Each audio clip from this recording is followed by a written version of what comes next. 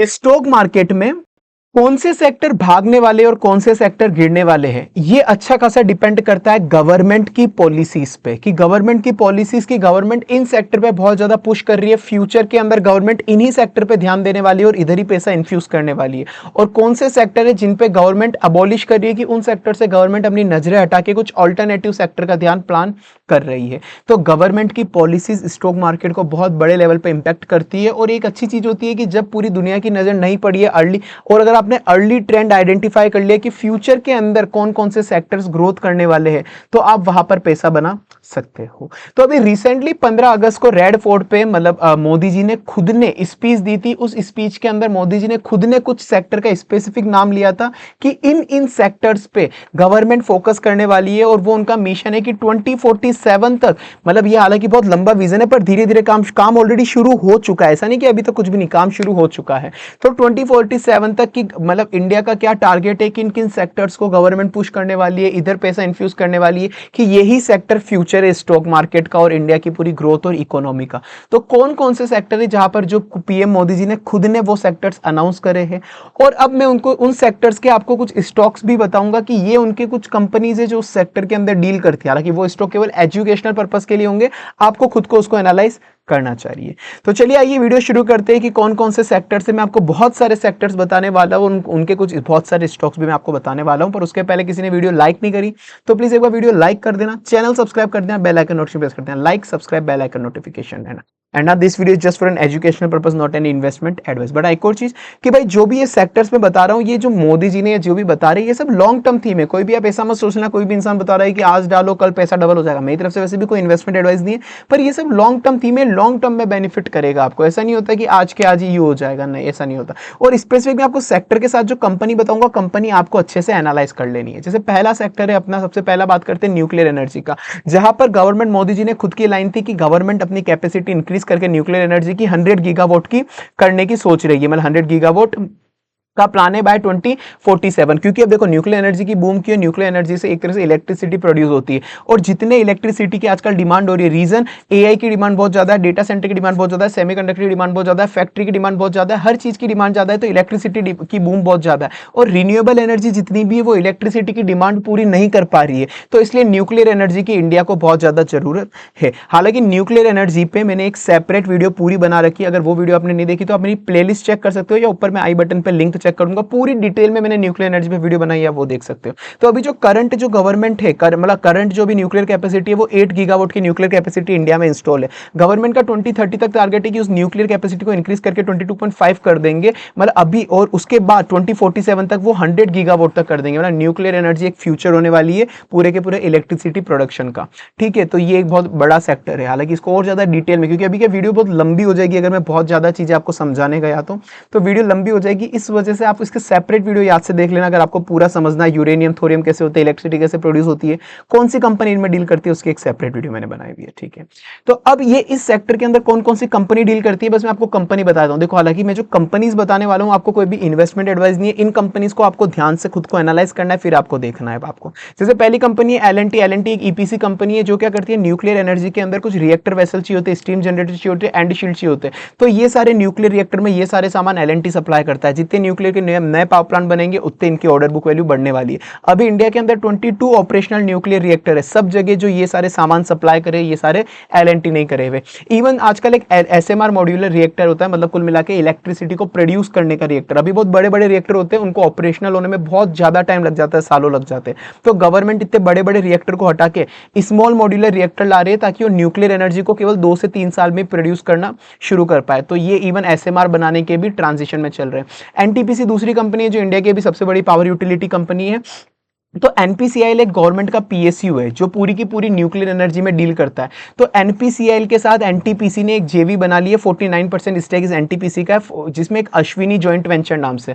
तो जिसके अंदर जो गवर्नमेंट का टारगेट है कि ये 2047 तक जो 2047 तक उनको 100 गीगावाट की न्यूक्लियर एनर्जी प्रोड्यूस करनी है। उसमें से एनटीपीसी का टारगेट है कि 30% कैपेसिटी तो हम खुद ही प्रोड्यूस करेंगे। तो ये एनटीपीसी का टारगेट है। भेल जो है, भेल इलेक्ट्रिकल इक्विपमेंट सप्लाई करता है। तो न्यूक्लियर पावर प्लांट के अंदर इलेक्ट्रिकल इक्विपमेंट इक्विपमेंट चाहिए होते हैं, nuclear turbine set, steam generator, तो ये सारे सप्लाई करता है। एमटीआर टेक्नोलॉजी एक इंजीनियरिंग कंपनी है जो मिशन क्रिटिकल कंपोनेंट सप्लाई करती है कि न्यूक्लियर पावर प्लांट हो, इसरो हो, क्लीन एनर्जी हो, कुछ क्रिटिकल कंपोनेंट होते हैं जिनके बिना चीजें काम नहीं कर सकती, एमटीआर एनर्जी वो सप्लाई करता है। अब देखो इनकी मैं बहुत ज्यादा डिटेल से पेपर, बहुत ज्यादा डिटेल पर वीडियो इतनी लंबी हो जाएगी, इसलिए आप इसकी सेपरेट वीडियो देख सकते हो, मैंने उसमें पूरा डिटेल में फंडामेंटल कंपनी सब कुछ समझाया हुआ है, तो इसलिए मैं आपको थोड़ा जल्दी जल्दी बताऊंगा चीजें, बस आपको ये है। वॉलचंद इंडस्ट्री लिमिटेड करके भी एक कंपनी है जो क्लास 1 न्यूक्लियर कंपोनेंट सप्लाई करती है, गवर्नमेंट ने केवल इसको सर्टिफाई करा हुआ है कि यही एक स्पेसिफिक कंपोनेंट सप्लाई कर सकता है न्यूक्लियर एनर्जी के लिए, बाकी और कोई भी नहीं सप्लाई कर सकता। अडानी पावर, टाटा पावर ये भी प्लान कर रहे हैं, अभी तक आए नहीं, ये प्लान कर रहे हैं कि न्यूक्लियर पावर प्लांट लगा सकते हैं, मतलब इनकी प्लानिंग फेज के अंदर अभी चल रहे हैं। चलते हैं अपन अपने नेक्स्ट सेक्टर और उसके स्टॉक्स की तरफ, पर उसके पहले मैं आपको एक बताना चाहूंगा कि मेरा एक व्हाट्सएप का अलग से एक एक्सक्लूसिव ग्रुप चलता है जो मंथली सब्सक्रिप्शन पेड बेसिस पे होता है, जिसका अमाउंट 400 से 500 रुपए पर मंथ ही रहता है जनरली। तो अगर आपको वो ग्रुप ज्वाइन करना है तो नीचे व्हाट्सएप नंबर दिए हुए होंगे, आप उस व्हाट्सएप नंबर पर बस लिख के भेज दो मुझे, व्हाट्सएप पे मैसेज कर दो व्हाट्सएप ग्रुप, जब भी नया ग्रुप बनेगा मैं आपको उसमें ऐड करवा दूंगा। उसके अंदर हिडन स्टॉक का एनालिसिस होता है, जिन स्टॉक पे बाकी लोगों की नजर नहीं पड़ी है, कुछ प्राइवेट वीडियोस जो यूट्यूब पे नहीं आती वो मैं उस ग्रुप के अंदर शेयर करता हूँ, जो भी लेटेस्ट स्टॉक मार्केट के अपडेट न्यूज होते हैं जो स्टॉक मार्केट को हिला सकते हैं किसी कंपनी को, वो शेयर करता हूँ। आईपीओ एफपीओ की या बायबैक आर्बिट्रेज की ट्रिक्स होती है वो सब मैं उसके अंदर शेयर करता हूं, पर कोई बाय सेल एडवाइस नहीं होती है उस ग्रुप के अंदर, ठीक है, कोई भी बाय सेल एडवाइस नहीं दी जाएगी।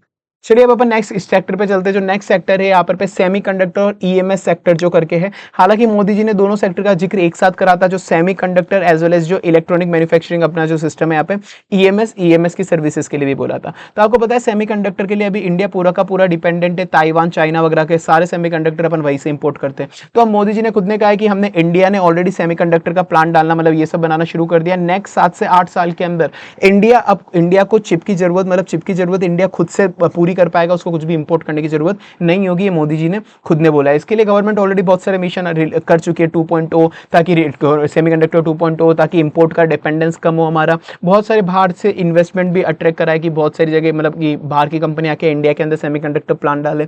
तो ये सेमीकंडक्टर की डिवाइस की जरूरत हर जगह, चाहे आपको घड़ी बनानी है, मोबाइल बनाना है, लैपटॉप बनाना है, कुछ भी अगर आपको टेक्नोलॉजी बनानी है, हर जगह सेमीकंडक्टर लगेगा ही लगेगा।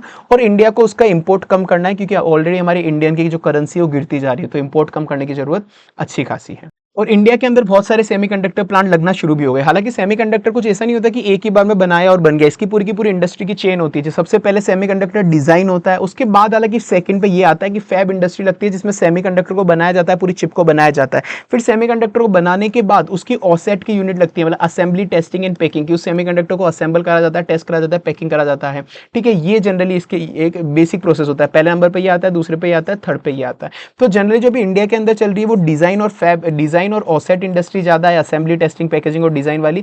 फैब की यूनिट अभी तक नहीं है, पर टाटा ने जो अभी एक सेमीकंडक्टर की जो यूनिट डाली है वो फैब की इंडस्ट्री पहली है अभी। सीजी पावर भी उसके अंदर डालने वाला है, टाटा सेमीकंडक्टर डाल रहा है, सीजी पावर भी फैब इंडस्ट्री डाल सकता है। तो अपन देखते हैं कौन कौन सी कंपनी किस किस इंडस्ट्री के अंदर सेमीकंडक्टर के अंदर काम करती है अपने यहाँ पर। चाहे चिप डिजाइन करता है मॉस चिप करके, चिप डिजाइन और टेक्नोलॉजी सॉफ्टवेयर प्रोवाइड करता है सेमीकंडक्टर को टाटा एलेक्सी, एचसीएल टेक्नोलॉजी।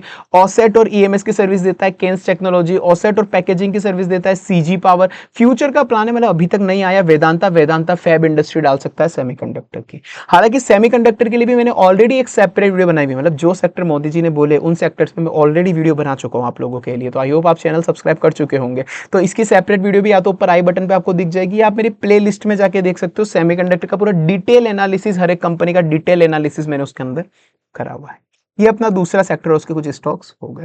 उसके बाद थर्ड अपना जो मोदी जी ने खुद ने अनाउंस करा है डिफेंस प्रोडक्शन एंड एरोस्पेस, क्योंकि लास्ट 12 साल के अंदर डिफेंस का प्रोडक्शन 4-फोल्ड इंक्रीज हुआ है, जो मोदी जी ने खुद ने बोला था। पहले हम डिफेंस के लिए हम पहले बायर हुआ करते थे कि हम बाहर से लोग बाग हम डिफेंस के इक्विपमेंट खरीदते थे, अब हम ग्लोबल सप्लायर बन गए कि इंडिया के डिफेंस इक्विपमेंट हम बाहर सप्लाई कर रहे हैं। और स्पेसिफिकली मोदी जी ने मतलब स्पेसिफिकली नाम लिया है जो ड्रोन और काउंटर ड्रोन टेक्नोलॉजी है, जिसका भी वर्ल्ड वाइड सबसे ज्यादा यूज है, ड्रोन्स, काउंटर ड्रोन और हाइपरसोनिक टेक्नोलॉजी, इनको मोदी जी ने खुद ने चला के बोला है कि इंडिया इनका प्रोडक्शन के अंदर अभी सबसे ज्यादा ध्यान दे रहा है। क्योंकि अभी सबको पता है कि डिफेंस की जरूरत किसको नहीं है, आए दिन कभी भी जियोपॉलिटिकल इश्यूज हो जाते हैं, कभी भी कुछ भी हो जाता है, चाहे वो कोई सी भी कंट्री हो, लड़ाई आए दिन चलती है, तो हर एक कंट्री को अपना डिफेंस को मतलब स्ट्रॉन्ग रखना ही रखना पड़ेगा।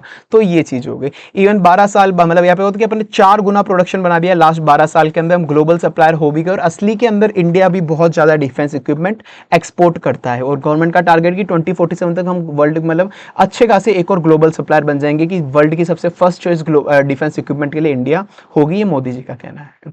अब कौन कौन सी कंपनी जो डिफेंस एरोस्पेस में डील करती है? सोलर इंडस्ट्रीज हो गई जो एम्यूनाइजेशन एक्सप्लोसिव पिनाका रॉकेट में डील करती है। स्पेसिफिकली जो मोदी जी ने ड्रोन की बात करी थी, सुसाइड ड्रोन भी बनाती है। जो ऑपरेशन सिंदूर हुआ था, ऑपरेशन सिंदूर में सुसाइड ड्रोन इसी के यूज हुए थे। इवन एंटी ड्रोन सिस्टम भी बनाती है कि कोई बाहर से ड्रोन भेजे तो उसको ड्रोन को कैसे न्यूट्रलाइज करना है, तो ये भगवस्त्र भी बनाती है। ये दोनों ऑपरेशन सिंदूर में काम आए थे और अच्छे खासे चले थे उसके बाद, इसलिए इसके बाद ऑर्डर बुक वैल्यू एक्सपोर्ट की भी अच्छी खासी, इनकी एक्सपोर्ट डिमांड अच्छी है। भारत डायनामिक लिमिटेड ये मिसाइल लॉन्चर वगैरह बनाता है, अंडर वाटर वेपन बनाता है, इवन मिसाइल्स के लिए मोनोपोली है। बेल हो गई भारत इलेक्ट्रॉनिक लिमिटेड जो डिफेंस की इलेक्ट्रॉनिक्स बनाता है, चाहे कोई सी भी डिफेंस का इक्विपमेंट बने उसमें डिफेंस की इलेक्ट्रॉनिक यही सप्लाई करेगा। जैन टेक्नोलॉजी नंबर 1 इंडिया की एंटी ड्रोन कंपनी है जो एंटी ड्रोन बनाता है ड्रोन को न्यूट्रलाइज करने के लिए।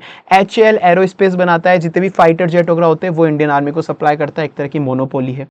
इस सेक्टर के लिए भी मैं पूरी डिटेल वीडियो ऑलरेडी बना चुका हूं। ऊपर आई बटन पे शायद इतने सारे आई बटन पे मैं वीडियो अटैच नहीं कर पाऊंगा, मैं आपको कमेंट सेक्शन में जो पिंड कमेंट होगा उसमें आपको सारी वीडियो डिटेल वाली भी आपको मिल जाएगी कि हर एक सेक्टर पे मैंने जो डिटेल वीडियो बनाई है वो डिटेल भी आपको वहाँ पे मिल जाएगी। अब नेक्स्ट सेक्टर की बात करते हैं जो मोदी जी ने बोला होता है critical mineral and rare earth metal. Critical minerals की भाई देखो, क्रिटिकल मिनरल में हम सबसे पहले बात करते हैं हर तरह के मेटल आते हैं, जैसे कोबाल्ट हो गया, लिथियम हो गया, निकल हो गया। क्योंकि आप अगर कोई सा भी आइटम बना रहे हो, लेट से आप अगर ईवी की बैटरी बना रहे हो, ईवी का बूम कितना ज्यादा है, इलेक्ट्रॉनिक व्हीकल्स का बूम हद से ज्यादा है, तो ईवी की बैटरी बनाने के लिए आपको निकल, कोबाल्ट, लिथियम ये सब चाहिए होता है। तो ये क्रिटिकल मिनरल्स आधे तो कुछ इंडिया में अवेलेबल नहीं है और बहुत से अवेलेबल जो है उसको अपन प्रोसेस नहीं कर पाते कि अपने पास वो टेक्नोलॉजी नहीं है कि अपन उस मिनरल्स को प्रोसेस कर पाए। तो इसीलिए अपन जो mainly specifically rare earth metals होते हैं ना, वो रेयर अर्थ मेटल अपन चाइना वगैरह से इंपोर्ट करते हैं अपन। तो इंडिया को वही इंपोर्ट की डिपेंडेंसी कम करनी है। इवन इंडिया में आपको जान के हैरानी होगी जो रेयर अर्थ मेटल अपन चाइना से इंपोर्ट करते हैं, इंडिया में खुद का वर्ल्ड का 3rd लार्जेस्ट रिजर्व इंडिया के अंदर एग्जिस्ट करता है रेयर अर्थ मेटल का, इंडिया के अंदर है वो। तो अब वहां पर अभी मेन दिक्कत ये थी कि भाई इंडिया के पास प्रोसेस करने की टेक्नोलॉजी नहीं थी, पर अब गवर्नमेंट उस पर फोकस कर रही है और वो टेक्नोलॉजी गवर्नमेंट ने बना भी ली है कि उन रेयर अर्थ मेटल को कैसे एक्सट्रैक्ट कर सकते हैं, कैसे प्रोसेस कर सकते हैं। और रेयर अर्थ मेटल से बनता है रेयर अर्थ मैग्नेट। अब वो मैग्नेट कहाँ पे काम आती है, चाहे आपको इलेक्ट्रॉनिक व्हीकल की बैटरी बनानी हो, मोटर बनानी हो, हर जगह रेयर अर्थ मेटल लगेगा। चाहे डिफेंस के इक्विपमेंट बनानी हो, मिसाइल एयरक्राफ्ट वगैरह, चाहे विंड टर्बाइन बनानी हो, या स्मार्टफोन के अंदर जो वाइब्रेशन वाली टेक्नोलॉजी होती है, बैटरी होती है, चाहे कंप्यूटर की चिप्स बनानी हो, सेमीकंडक्टर बनानी हो, हर जगह क्रिटिकल मेटल्स और critical mineral rare earth metal लगने ही लगने वाले हैं आपके यहाँ पर।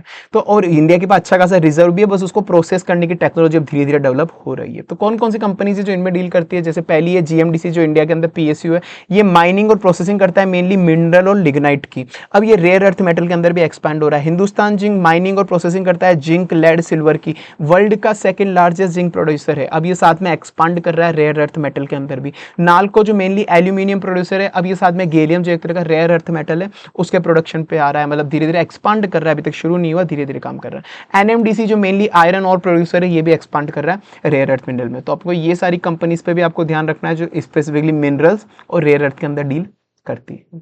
अब उसके बाद नेक्स्ट सेक्टर है जो टेक्नोलॉजी, इनोवेशन एंड शक्ति, जो मोदी जी ने खुद ने बोला था कि भाई इंडिया ना खुद लीड करना चाहिए टेक्नोलॉजी के अंदर। जैसे अभी टेक्नोलॉजी में चाइना, US वगैरह इनका नाम आता है, तो मोदी जी ने बोला कि इंडिया को लीड करना चाहिए कि जब भी कोई AI का नाम आए, क्वांटम कंप्यूटिंग का काम नाम आए, space technology, advance robotic, public infrastructure या 6G, उसके अंदर इंडिया एक टाइम पे लीड करेगा। तो इसके लिए उन्होंने 1 करोड़ यूथ को AI ट्रेनिंग फ्री में देने का भी वादा करा हुआ है। तो जो आपको की फोकस एरिया जो मोदी जी ने बोला, उसके लिए आपको AI, quantum computing, space technology, robotic devices, data centre, 6G में कौन कौन सी कंपनी है, साइबर सिक्योरिटी की कौन कौन सी कंपनीज है, इन पे आपको फोकस करना चाहिए। जैसे कुछ कंपनीज में आपको यहाँ पे बता के रखता हूँ, जैसे यहाँ पे जो डील करती है फ्यूचर टेक्नोलॉजी में, जैसे डेटा सेंटर के अंदर करती है अनंतराज, भारती एयरटेल। एयरटेल जो है ना अपनी, वो नेक्स्ट्रा उसकी सब्सिडरी है, वो डेटा सेंटर्स भी ऑपरेट करती है। साथ में टेक्नो इलेक्ट्रिक एंड इंजीनियरिंग जो पावर इंफ्रास्ट्रक्चर सप्लाई करती है, जितने भी डेटा सेंटर है उनको पावर EPC देती है, एज वेल एज ये खुद के डेटा सेंटर भी अब बना के ऑपरेट करती है। जो AI का ब्रेन और सर्वर देता है वो नेटवेब टेक्नोलॉजी है, पावर रिलेटेड, क्योंकि AI डेटा सेंटर को बहुत ज्यादा पावर कंज्यूम होता है, तो हिटाची एनर्जी उनमें से एक है।